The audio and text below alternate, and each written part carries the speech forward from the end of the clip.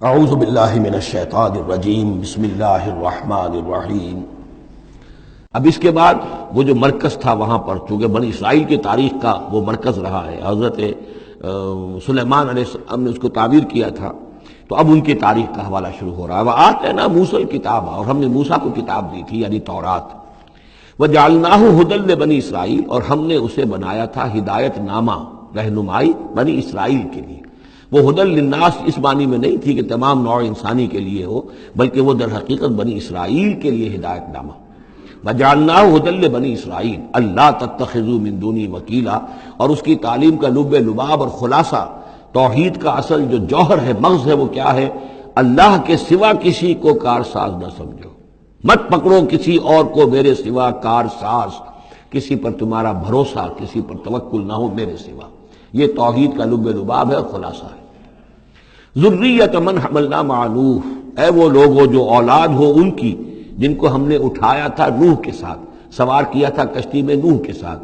حضرت نوح علیہ السلام کے 3 بیٹے، سام، حام، یافس، اور ظاہر بات ہے سام ہی کی نسل ہے یہ کہ جس میں حضرت ابراہیم کی پیدائش ہوئی، اور انہی کی نسل ہے یہ بنی اسرائیل۔ تو گویا کہ یہاں ذکر ہو رہا ہے کہ وہ جو لوگ حضرت نوح علیہ السلام کے ساتھ بچا لیے گئے تھے ان کی کشتی میں، انہی میں سے ایک کی نسل تم ہو۔ ذریۃ من حملنا مع نوح انہ کان عبدا شکورا، یقیناً وہ ہمارا بہت ہی شکر گزار بندہ تھا حضرت نوح علیہ السلام کے بارے میں۔ وقضینا الی بنی اسرائیل فی الکتاب لتفسدن فی الارض مرتین، اور ہم نے یہ پہلے ہی متنبہ کر دیا تھا بنی اسرائیل کو کتاب میں کہ 2 مرتبہ تم زمین میں بڑا فساد مچاؤ گے۔ وَلَتَعْلُنَّ عُلُوًّا كَبِيرًا، اور بہت ہی تم سرکشی کرو گے، بہت بڑی سرکشی کرو گے۔ یعنی 2 ادوار تم پر ایسے آئیں گے، شرارتیں کرو گے، سرکشی کرو گے، دین سے دور ہو جاؤ گے، لہو و لعب میں مبتلا ہو جاؤ گے، عیاشیوں کے اندر، اور اس میں تمہارا جو ہے اللہ تعالیٰ کی طرف سے پھر تمہارے اوپر عذاب کے کوڑے برسیں گے۔ اب یہاں پہ بٹوین دی لائن یہ ہے کہ اس سے پہلے ان کا ایک دور آیا کہ جس کے اندر ان کو اللہ تعالیٰ نے ان پر رحمتیں فرمائیں، کیونکہ ہم کچھ چیزیں پڑھ چکے ہیں تاریخ بنی اسرائیل کے ضمن میں، وہ ذہن میں رکھیے۔ حضرت موسیٰ علیہ السلام لے کر نکلے بنی اسرائیل کو مصر سے، تو یہ 1400 قبل مسیح کی بات ہے۔ اس کے بعد وہ آئے ہیں، تورات انہیں ملی ہے جبکہ وہ جبل طور کے پاس پڑاؤ ڈالا ہے۔ وہاں سے پھر شمال مشرق کی طرف چلے ہیں، جب کہا گیا کہ جنگ کرو قوم نے انکار کر دیا، تو 40 برس تک کی سزا مل گئی ان کی بزدلی کی وجہ سے۔ 40 برس تک وہ اسی صحرا میں بھٹکتے پھرے۔ اسی دوران حضرت موسیٰ کا انتقال ہو گیا اور حضرت ہارون کا بھی انتقال ہو گیا۔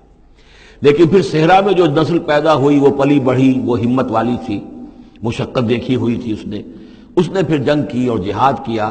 حضرت یوشع ابن نون جو خلیفہ اول تھے حضرت موسیٰ علیہ السلام کے، ان کی سرکردگی میں تو فلسطین فتح کر لیا۔ پہلا شہر جو فتح ہوا وہ اریحا یا جریکو ہے، تو آج بھی موجود ہے وہ شہر۔ اس کے بعد انہوں نے کچھ عرصے کے اندر پورا فلسطین فتح کر لیا، لیکن غلطی یہ کی کہ اس میں ایک مرکزی حکومت نہیں بنائی، بہت سے 12 حکومتیں، 12 قبیلے تھے، جیسے 12 چشمے ان کو دیے گئے تھے، 12 حکومتیں بنا لی۔ پھر آپس میں لڑنے بھی لگے، طوائف الملوکی ہوئی۔ تو آس پاس کے جو مشرک اور کافر قومیں تھیں سیریا وغیرہ میں اور آس پاس اردن کے رہنے والی، انہوں نے پھر جو ہے ان کے اندر ریشہ دوانی شروع کی، اور ایک دور یہ آیا کہ اس میں ان کو بہت سے لوگوں کو اپنے گھروں سے نکال دیا گیا، اور وہ لوگ بڑی ہی زوال سے دوچار ہو گئے۔ تب انہیں ہوش آیا، انہوں نے سیموئیل نبی جو ان کے تھے ان سے کہا کہ ہمارے لیے سپہ سالار مقرر کیجئے، ایک سپہ سالار ہو تاکہ اس کے پیچھے ہم سب کے سب 12 کے 12 قبیلے جمع ہو کر جنگ کریں، تو پھر یہ کہ اپنے دشمنوں پر فتح حاصل ہو۔ یہ وقفہ تقریباً 300 برس کا ہے، جس کے بعد وہ جنگ ہوئی ہے طالوت اور جالوت کی، اور حضرت طالوت نے جالوت کو قتل کیا۔ پھر حضرت داؤد منظر پر آ گئے، پھر طالوت، حضرت داؤد اور حضرت سلیمان، یہ 3 ان کی حکومتیں ہیں تقریباً 100 برس پر پھیلی ہوئی۔ 16 برس طالوت کے، 40 برس حضرت داؤد کے، 40 برس حضرت سلیمان کے۔ یہ گویا کہ ان کی خلافت راشدہ ہے، جیسے ہمارے حضرت ابوبکر کا دور مختصر ہے، پھر حضرت عمر، پھر حضرت عثمان رضی اللہ تعالی عنہم، یہ مل کر جو ہمارے ہاں بنتے ہیں 24 برس 3 خلافتوں کے، ان کے ہاں یہ 100 برس کا عرصہ ہے۔ لیکن حضرت عثمان کے بعد آپ کو معلوم ہے کہ تقسیم ہو گئی تھی مملکت، اس لیے کہ حضرت علی رضی اللہ تعالی عنہ کی خلافت کو حضرت امیر معاویہ نے تسلیم نہیں کیا، تو شام اور مصر کے علاقے علیحدہ رہے۔ بالکل اسی طرح ہوا وہاں پر بھی کہ حضرت سلیمان کے بعد ان کے 2 بیٹوں میں جو مملکت تقسیم ہو گئی، ایک شمالی مملکت تھی جو جس کا نام اسرائیل تھا، اور سامریہ اس کا دارالخلافہ تھا. ایک جنوبی تھی یہودا، اور وہ اس کا جو ہے یا یروشلم اس کا دارالخلافہ. تو اس طریقے سے دو ملک یہ بن گئے. یہ زمانہ ان کا ابھی عروج کا بہرحال ہے، کچھ کئی سو برس ان کے عروج کے گزرے، پھر ان میں خرابیاں آئیں، پھر ان کے اندر شرک، مشرکانہ اوہام آ گئے، دنیا پرستی آ گئی، شریعت کا مذاق بنانا ہو گیا معاملہ. تو پھر ان پر زوال آیا. پہلا زوال جو آیا، پہلے اسیرینز نے شمالی مملکت جو تھی اسرائیل کی اس کو ختم کر دیا. یہ کوئی ختم کیا انہوں نے اس سے کافی پہلے 700-800 برس قبل حضرت مسیح کے. اس کے بعد جو اصل آیا ہے نبوکڈنضر جو نمرود تھا عراق کا، اس کا حملہ ہوا 587 قبل مسیح میں. انہوں نے یروشلم کو برباد کیا، 6 لاکھ کو قتل کیا، 6 لاکھ کو قیدی بنا کے لے گیا، اور یہ کہ یروشلم میں 2 اینٹیں سلامت نہیں رہنے دیں، اور ہیکل سلیمانی کو مسمار کر دیا. یہ ان کا بدترین دور آیا. تقریباً 125 برس یہ کیپٹیوٹی میں رہے بیبیلونیا میں، 6 لاکھ کو ہانک کر لے گیا وہاں پر. بدترین دور. تو پہلا عروج اس کا جو کلائمیکس تھا وہ طالوت اور داؤد اور سلیمان کا دور حکومت. اور پہلا زوال جس کا یوں سمجھیے کہ سب سے نیچے کی پوزیشن یہ ہے جو کیپٹیوٹی کا دور ہے ان کا. اس کے بعد حضرت عزیر علیہ السلام ان میں آئے، اللہ نے بھیجا، انہوں نے دعوت اصلاح توبہ کی منادی کی، پھر یہ لوگ کچھ ٹھیک ہوئے. ادھر یہ کہ ایران نے حملہ کیا تھا عراق پر اور ان کو آزاد کر دیا تھا کہ جاؤ تم، کہ خورس نے، ذوالقرنین نے، کہ تم جاؤ اور جا کر اپنا شہر دوبارہ آباد کر لو. تو یہ پھر آ گئے، حضرت عزیر کے ساتھ ہو کر آئے ہیں. تو یہ تقریباً 458 قبل مسیح میں پھر یہ دوبارہ آئے ہیں. تو یہ سمجھیے کہ 125 برس تک یہ جو شہر ہے اجڑا پڑا رہا ہے. اسی دوران میں حضرت عزیر کو اللہ تعالیٰ نے 100 برس کے لیے سلائے بھی رکھا ہے. وہ موت ان پر طاری کر دی تھی جو سورہ بقرہ میں ہم پڑھ کر آئے ہیں. یہ سارے واقعات کو آپ یوں سمجھ لیجئے کہ یہ علیحدہ علیحدہ ٹکڑے جو ہم نے پڑھے ان کو جوڑ لیجئے. بہرحال پھر ان کے اندر یہ کہ ایک نیکی کی تحریک چلی، پھر ان کے اندر لوگوں نے توبہ کی، پھر اللہ نے انہیں دوبارہ ایک عروج عطا کیا، مکابی سلطنت قائم ہوئی. اور وہ جہاں تک دنیاوی حدود ہیں، زمینی حدود، وہ حضرت سلیمان کی مملکت سے بھی بڑی تھی. یہ ان کا دوسرا دور عروج ہے. لیکن پھر ان کے اندر زوال آیا، پھر خرابی آئی، پھر وہی دنیا پرستی، وہی عیاشیاں، وہی بدماشیاں، وہی مشرکانہ اوہام. اس کے نتیجے میں پھر ان پر جو کوڑے پڑے ہیں وہ پہلے تو پڑے ہیں یونانیوں کے ہاتھوں. سکندر مقدونی نے پہلے فتح کیا ان کو، پھر سلیوکس جو اس کا اس سے پہ سالار تھا وہ ان پر حکمران رہا ہے. اس کے بعد یہ ہے کہ پھر رومنز آ گئے، رومنز نے ان کو فتح کر لیا، ان کی حکومتیں چلتی رہیں. یہ دوسرا دور ہے.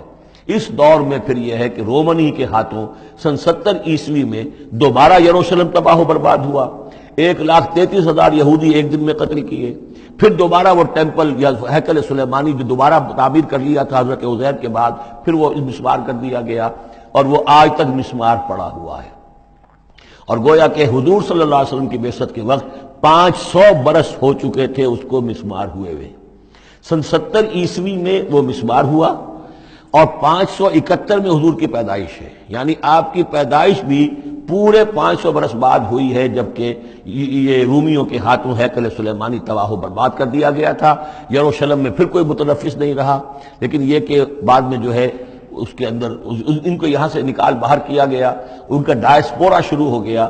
وہ ڈائسپورا اس صدی کے شروع میں ختم ہوا ہے، وہ پھر میں بعد میں بات کروں گا. یہ ساری داستان بڑی اہم ہے، اس لیے کہ یہ سابقہ امت مسلمہ ہے. یہ وہ امت مسلمہ ہے جس کے ہاں 1400 برس تک نبوت رہی، جس کے ہاں 3 کتابیں نازل ہوئی ہیں، جن کے بارے میں قرآن میں 2 جگہ ہے کہ یا بنی اسرائیل اذکروا نعمتی التی انعمت علیکم وانی فضلتکم علی العالمین، میں نے تمام جہان والوں پر تمہیں فضیلت دی ہے. تو اسی طریقے سے پھر ان کو معزول جب کرنے کے بعد ہم سامنے آئے ہیں تو حضور نے بتایا وہی کچھ تم پر بھی ہوگا اور وہی کچھ ہم پر بھی ہوا ہے. ہمارا بھی پہلا عروج عربوں کی زیر قیادت تھا، پھر زوال آیا. پہلے پٹائی ہوئی کروسیڈرز کے ہاتھوں، پھر جو پٹائی ہوئی ہے، بڑی پٹائی جو ہوئی ہے وہ ہوئی ہے پھر ہلاکو اور چنگیز کے ذریعے سے، فتنہ تاتار. اس کے بعد پھر جو ہے وہ قیادت بدل گئی، عربوں کی قیادت کے بجائے ترکوں کی قیادت آ گئی. وہ وہی لوگ جنہوں نے لاکھوں کروڑوں مسلمان قتل کیے پھر وہ ایمان لے آئے، اسلام لے آئے. انہی کے ذریعے یہ مختلف حکومتیں بنی، ترکان تیموری اور ترکان صفوی اور ترکان سلجوقی اور ترکان عثمانی. لیکن اس کے بعد پھر ان پر بھی زوال آیا. وہ ہم نے دیکھ لیا اس صدی میں گریٹ اوٹومان امپائر جو ہے اس صدی کے شروع میں ختم ہو گئی.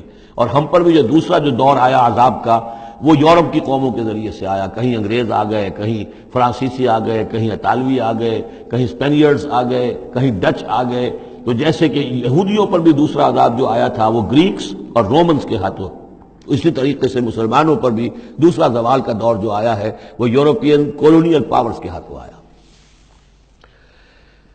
ہم نے یہ طے کر دیا تھا، پہلے ہی سنا دیا تھا بنی اسرائیل کو کہ تم اپنی تاریخ میں 2 مرتبہ بہت فساد مچاؤ گے اور بہت سرکشی کرو گے۔ صدق اللہ العظیم۔